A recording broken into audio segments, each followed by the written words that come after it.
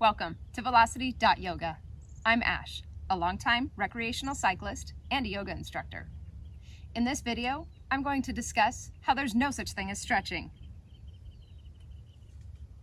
Okay, I admit I'm after a little shock factor with that title. Of course there's such a thing as stretching.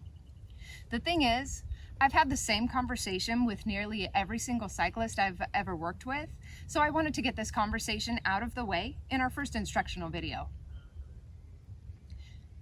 Every time I start teaching a new cyclist yoga, I ask the same question: what's the reason for wanting to learn yoga? And every time, the answer's the same: I need more stretching. The thing is, this is a common misconception, not only with the practice of yoga, but with the way the mind-body system actually operates. The word yoga translates to union. When we're practicing yoga, we are looking to unite the mind with the body. It's important for cyclists to understand this if they want yoga to improve their performance in the saddle. This is because your body is not a static object. Let's take a static, stretchable object as an example, a rubber band. What happens if you stretch a rubber band too far or too many times? It snaps. Your body doesn't work like that, unless that's the way you choose to work it. You are a dynamic creature.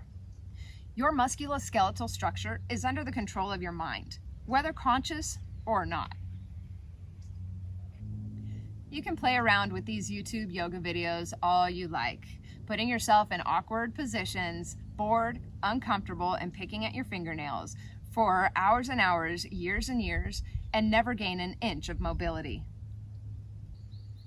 To receive the most out of your stretching or any yoga practice, what actually needs to occur is a silent conversation between your conscious and subconscious mind. Let me show you what I mean by using some simple breath work.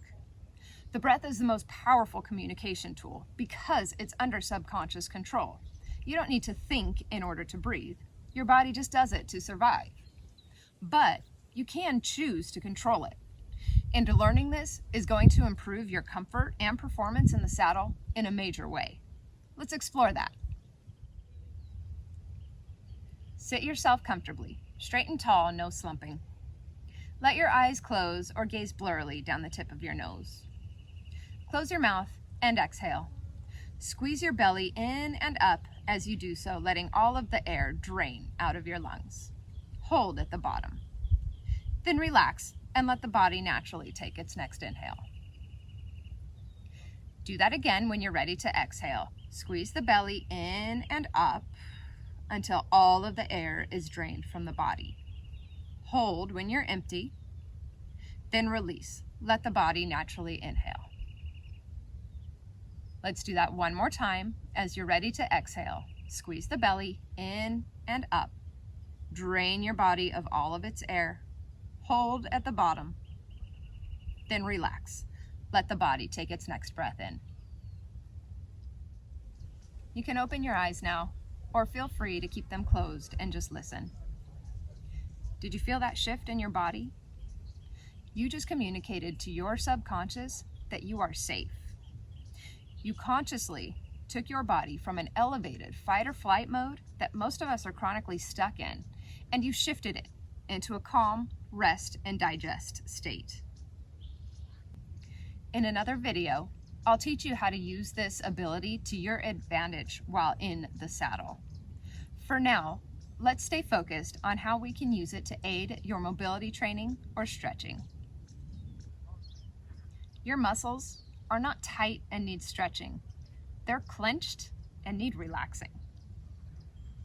Collectively, our lifestyles are primarily seated via driving commutes and desk jobs. Put in your extra hammer time after hours in the saddle, and your body literally can't comprehend putting itself in any other position. This is both what makes stretching so important, as well as what makes it so hard to do. Let's put this into practice. Get into a simple low lunge.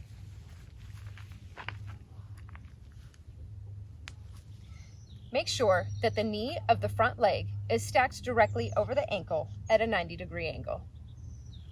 The back leg should be as far as the knee can go while being able to still hold the pose for a few moments. The main focus of this pose, as I'm sure your body is already telling you, is the hip flexor of the back leg. See if you can melt that hip forward. What's happening as the subconscious reaches what it thinks is the end of its range of motion is that the nervous system has hit a safety alarm, meaning your subconscious security system is telling your muscles not to allow any further movement. This is a protective mechanism. Your subconscious is protecting you. This is for the most part because the position is unfamiliar, but it can also be due to past acute injury or trauma. This is not a problem.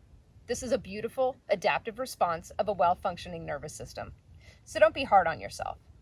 Instead, let's just teach your subconscious that what's new isn't necessarily dangerous. So now that you're sitting at that threshold and your body is communicating to you that you're at the end of your range of motion and there's potential danger, let's return back to our breath to communicate that maybe it's not so dangerous. Remember that long, slow exhale through the nose, squeezing the belly in and up. Once you get to the bottom, relax, let the body inhale. As you do this, see if you can use your mind's eye to communicate to the front of that hip flexor that it's safe, that we're moving in a new way, not a dangerous one. Take about 3 to 5 breaths here. At the end of the last breath, try to push that hip flexor forward just a little bit more. Sometimes this works right away. Sometimes it takes a lot of practice. Go ahead and take yourself out of that lunge.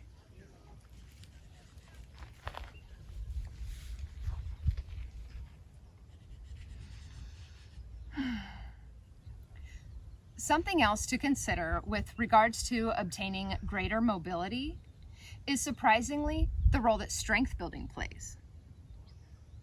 Go ahead and get back into that lunge, opposite foot forward. Remember, make sure that knee is stacked directly over the ankle at a 90 degree, and the back knee is as far as can go while being able to comfortably hold the pose for a few moments. For the example of obtaining greater mobility in the hip flexors, if you are tight here, and literally all cyclists are tight here, there is also an issue of weak, underutilized, or unutilized glutes. So as you're taking those slow, deep breaths, can you also tap into activating the glutes? No, I don't mean just to clench your butt cheeks. See if, as you're taking that slow, deep breath, moving from the back of the back leg, can you push that same hip forward? At the same time, moving from the back of the front leg, can you pull that hip back to create a little bit more space through the hip flexor of the back leg? Take at least one more breath here, then go ahead and come out of the pose.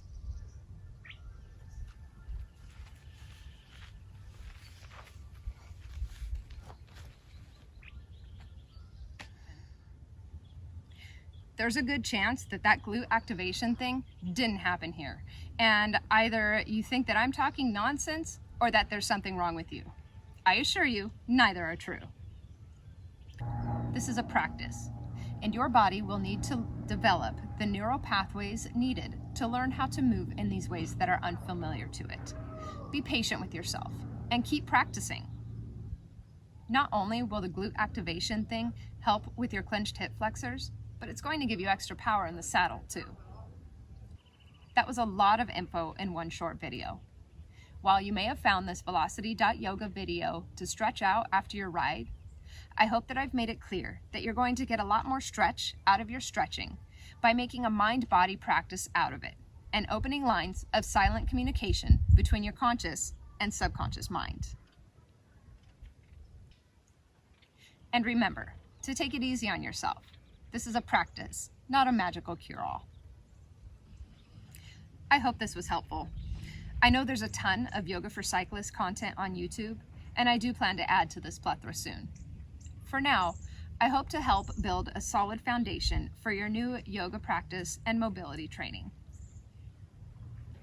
I'll be sure to include links to other Yoga for Cyclists videos that I know will be of help while waiting for more Velocity.Yoga content to roll out. By all means, seek out your local yoga instructor too. A well-informed, hands-on instructor will definitely be of benefit to your riding. Thanks for watching. Again, I'm Ash, this is Velocity.Yoga, and I'm happy to evolve our cycling together.